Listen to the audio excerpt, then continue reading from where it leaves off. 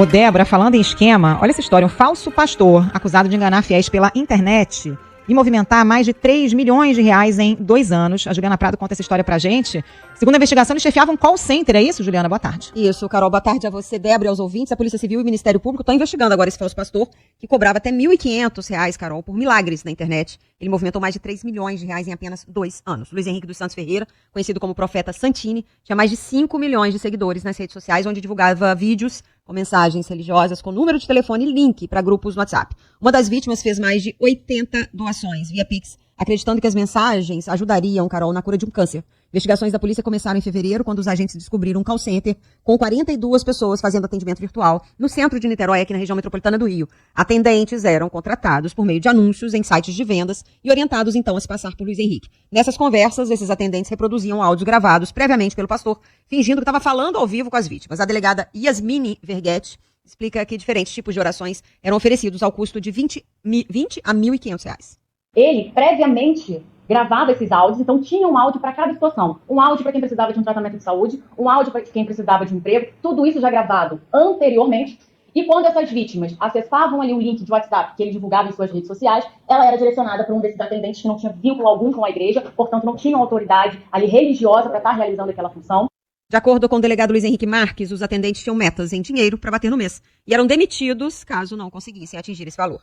Uma das pessoas contratadas por essa plataforma digital se revoltou ao perceber que o ambiente não era um ambiente espiritual e sim uma organização criminosa. Inclusive, ela informa que esses atendentes debochavam das pessoas e fazia lá uma competição interna para ver quem conseguia tirar mais dinheiro.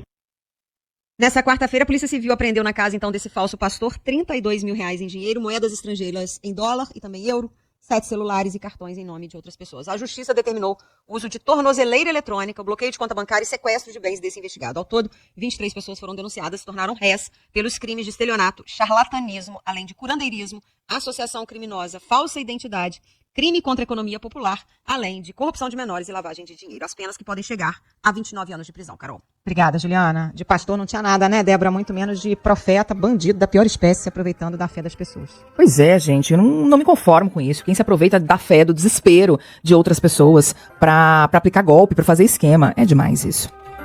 Alvo da Operação Falso Profeta, investigado por golpes milionários, foi preso no Tocantins. Osório José Lopes Júnior se passava por religioso, mas ele queria mesmo, era o dinheiro dos fiéis. Mas olha, a promessa de retorno que ele fazia dos investimentos que ele propunha era tão irreal que só uma fé irrestrita numa figura religiosa para não desconfiar. Gente, ele prometia um octilhão de lucro. Isso são 27 zeros depois do número. Então quem investia 2 mil, por exemplo, ganhava 350 bilhões. Não existe isso de investimento em lugar nenhum.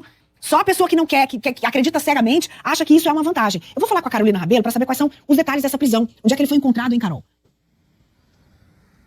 Ele foi preso, Neila, na tarde de ontem em Tocantins. Ele era um dos foragidos e, segundo o delegado responsável por esse caso, um dos cabeças dessa organização criminosa, que é uma das maiores do país. O Osório José Lopes Júnior, ele se passava por líder religioso, atuava nas redes sociais através das plataformas online para conseguir, então, ter acesso a esse dinheiro que ele oferecia um investimento a esses fiéis que acreditavam, então, na palavra dele. Ele foi preso na tarde de ontem e ele foi alvo dessa operação Falso Profeta, que nós falamos aqui no DF no Ar na quarta-feira, que teve início na madrugada de quarta-feira, mas essa investigação acontece há meses e, de acordo com o delegado, ele foi levado para a delegacia de Gurupi e não deve ser transferido até o momento aqui para Brasília. A gente segue acompanhando tudo isso e reforça que ainda tem um outro foragido também que se passava por líder religioso e seria um dos cabeças, então, dessa organização criminosa que atuava em 4 estados e aqui no Distrito Federal também, viu? Agora, essa operação tem quantos mandados a cumprir? Porque tinha muita gente envolvida nessa história, né? E a quais crimes eles respondem? Sim, Neila, é uma das maiores organizações criminosas do país, né? Segundo o delegado que conversou com a nossa equipe na quarta-feira. Então tem muita gente envolvida e eles realizam, então, eles cumprem, né, 2 mandados de prisão, que seria um desse do Osório e o outro da outra pessoa, do outro líder religioso que está foragido ainda, e também 16 de busca e apreensão. Eles também fizeram uma determinação de medidas cautelares em relação ao bloqueio das contas bancárias dessas pessoas envolvidas e também do bloqueio das redes sociais para que elas parassem de atuar e de pregar a palavra mesmo através dessas plataformas online, que era por onde eles conseguiam ter acesso a esse dinheiro das vítimas. E a gente reforça que são muitas pessoas envolvidas, pelo menos 200 pessoas estão sendo investigadas de fazer parte dessa organização criminosa, Neila. Carol, qual é a indicação das autoridades para quem foi vítima dessa quadrilha?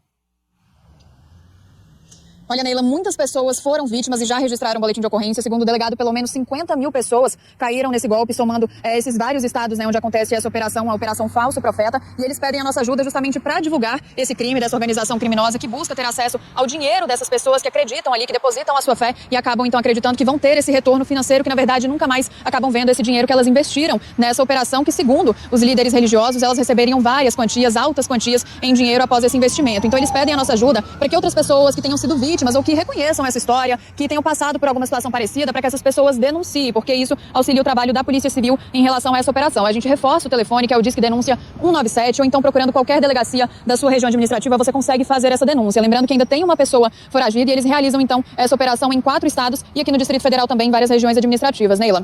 A Justiça Brasileira e o Império Econômico da Igreja Universal do Bispo Edir Macedo. A polícia quer saber de onde vem tanto dinheiro. Você vai ver daqui a pouco.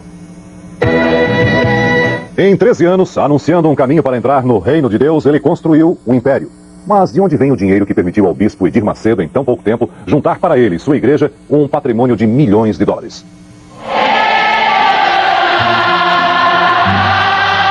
Até o final dos anos 70, este homem cumpriu a rotina burocrática de um funcionário público, casado, católico, frequentador eventual de sessões de Umbanda. Mas um dia, ele se transformou em pastor de uma pequena igreja evangélica. Era o começo de uma história de sucesso e poder. O tesoureiro Edir Macedo deixava para trás a vida comum de cidadão de classe média para se tornar o líder espiritual de milhares de pessoas, o bispo Edir Macedo.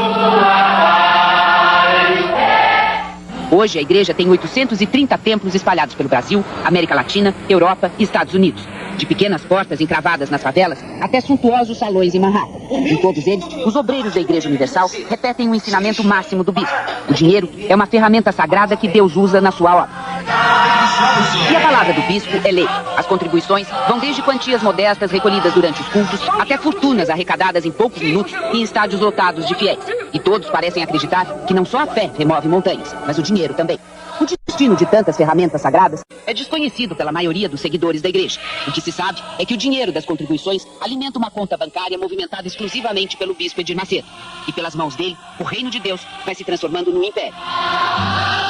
Tanto empenho na administração das obras de Deus já garantiu ao bispo uma boa recompensa aqui na terra. O modesto pastor de antigamente hoje vive naquele condomínio ali de alto luxo. Tem outro apartamento no Rio de Janeiro, uma casa em Nova York e pelo menos 2 carros importados. Já o patrimônio da igreja inclui uma construtora, uma distribuidora de valores, uma gráfica e uma fábrica de móveis. Mas o que realmente impulsionou esta verdadeira empresa da fé foi uma poderosa rede de 13 emissoras de rádio. Você que deseja a salvação da sua família, para a sua vida financeira. Pelas ondas do rádio, a mensagem da Igreja Universal chegou aos lugares mais distantes do país. Mas para o bispo, isto ainda não era suficiente. A Igreja Universal passou a comprar horários nas emissoras de TV para transmitir seus programas.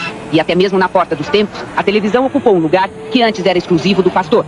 Mas a pretensão do bispo era ainda maior. No final de 89, ele decidiu comprar a Rede Record de rádio e televisão, uma das mais antigas e tradicionais emissoras do país. O preço do negócio, 45 milhões de dólares, o que hoje corresponde a mais de 26 bilhões de cruzeiros, no câmbio oficial. Foi uma transação difícil envolvendo representantes do bispo e os proprietários da rede, a família Machado de Carvalho e diretores do grupo Silvio Santos. Mas ao final de vários meses, o contrato de compra e venda foi assinado pelas partes e a emissora passou ao controle de fato do bispo e sua igreja. Mais uma vez, Edir Macedo conclamou os fiéis a contribuírem para a compra. A campanha foi batizada de Sacrifício de Isaac. Com a documentação em mãos, o bispo ficou aguardando apenas o aval da Secretaria de Comunicações para a transferência da concessão da Rede Record. Foi quando um ex-pastor da Igreja Universal resolveu denunciar os bastidores da negociação. Carlos Magno de Miranda é o anjo líder da Igreja do Espírito Santo de Deus. Antes de se mudar para Recife e fundar a própria igreja, ele era o braço direito do bispo Edir Macedo e participou de todas as etapas da compra da Rede Record. No depoimento que deu à polícia, o pastor contou que o bispo manda derreter joias doadas pelos fiéis e envia o ouro ilegalmente para o exterior. Já este talão de cheques seria a prova de que o bispo remete dólares para os Estados Unidos usando a conta de uma igreja fantasma. Mas as denúncias do pastor não se resumem ao dinheiro que sai dos cofres da igreja. As mais graves se referem ao dinheiro que entra. Carlos Magno garante que para pagar a Record, o bispo Edir Macedo mandou buscar na Colômbia $1 milhão. O pastor contou à polícia que ele e mais 3 outros pastores da Igreja Universal viajaram a Bogotá com a missão de trazer o dinheiro doado por um traficante de drogas. Nós fomos chamados pelo pastor Gonçalves para uma reunião. E aí nessa reunião ele disse, olha pessoal, o negócio é o seguinte, não é nada de colocar a igreja aqui, entendeu? A nossa missão, a nossa viagem é com uma missão especial. Nós viemos para levar $1 milhão que um traficante, né, de drogas e procurou o bispo da igreja e, sabendo da dificuldade da igreja em obter dinheiro para o pagamento da TV Record, ofereceu emprestado, desde que a igreja se propusesse a buscar em Bogotá, já que não tinha como esse dinheiro sair lá. E aí, nesse momento, eu fiquei contrariado, porque eu não sabia disso. Então, eu de imediato disse que eu não iria participar. É um dinheiro sujo, porque estava na cara que esse traficante, ele estava aproveitando para fazer uma lavagem do dinheiro. As denúncias do pastor deram origem a 2 inquéritos, um civil e um criminal. O primeiro para apurar uma situação irregular. O bispo não poderia estar dirigindo a Rede Record sem a autorização do governo. E isto já está provado que ele faz. Estes documentos mostram que ele já definiu a lista de diretores da emissora, onde incluiu 2 pastores da Igreja Universal, Honorilton Gonçalves e Ronaldo Didini Luiz. Além disso, vem fazendo despesas que estão sendo pagas pela emissora, como publicidade nos jornais, viagens ao exterior e até a compra de 40 pares de sapato que custaram à Record $13.300. O outro inquérito apura a origem do dinheiro da compra da Rede Record. E aqui, a história da doação que teria sido feita pelo traficante colombiano começa a ser desvendada.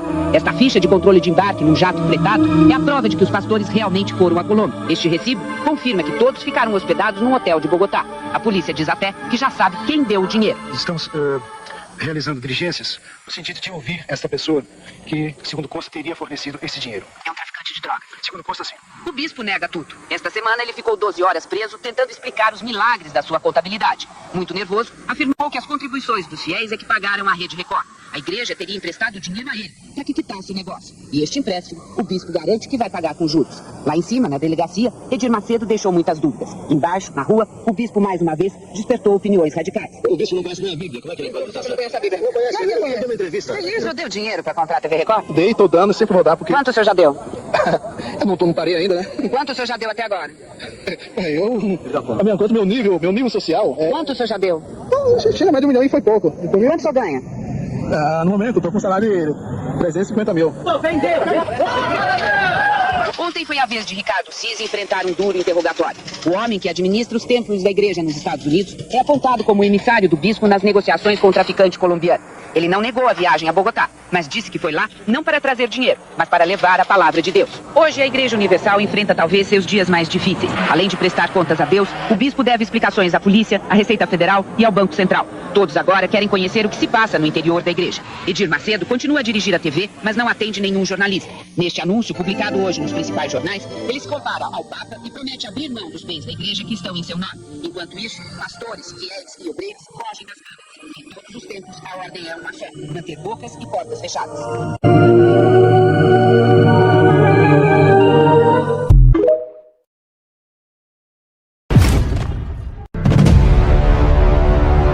Não esqueça de se inscrever no canal.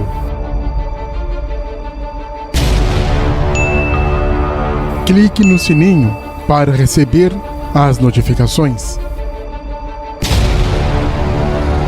Compartilhe o canal. Dê o seu like. Deixe também seu comentário.